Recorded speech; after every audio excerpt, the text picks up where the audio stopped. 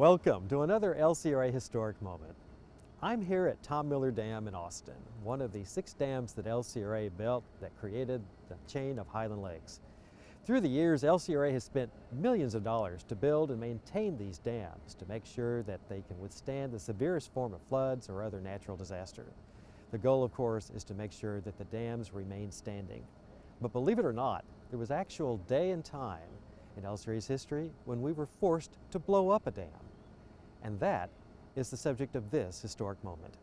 Up in the hill country, the Colorado River flowed over a marble outcropping and eventually provided a name for the town that was established there, Marble Falls. By the early 20th century, investors had built a dam next to the falls to form a lake and produce electricity for the community. In the 1930s, LCRA acquired the Marble Falls Dam along with the projects that would become Buchanan and Inks dams.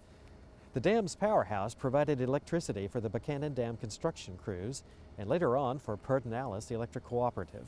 But in 1951, the dam's days were numbered. LCRA was building the 2 dams that would become known as Wirtz and Starkey to increase its hydroelectric generating capacity. Problem was, the old Marble Falls Dam was located in the lake that would be formed between the new LCRA projects. That would hinder LCRA's ability to operate the new dams to generate electricity and to manage floodwaters. For LCRA, the answer was simple. The dam had to go.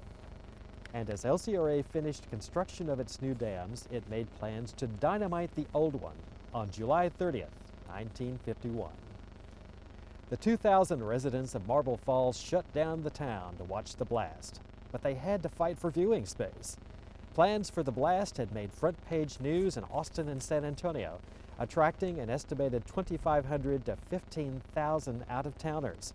Spectators lined the tops of buildings and hills for a view. And what a view! LCRA engineers wired the dam with more than 500 sticks of gelatin dynamite, 1,000 pounds in all, into holes drilled along the top of the 1,600-foot-long dam.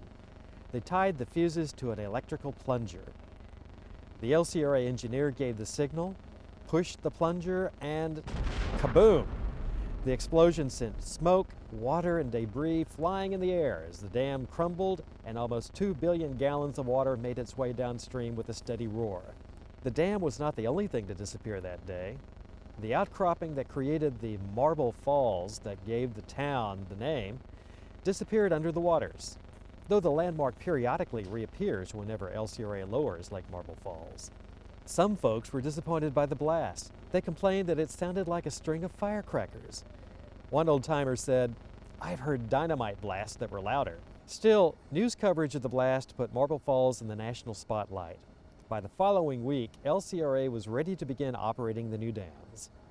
And local folks were happy. As one man put it, "We lost the dam, but we gained a lake," one that offered new recreational opportunities.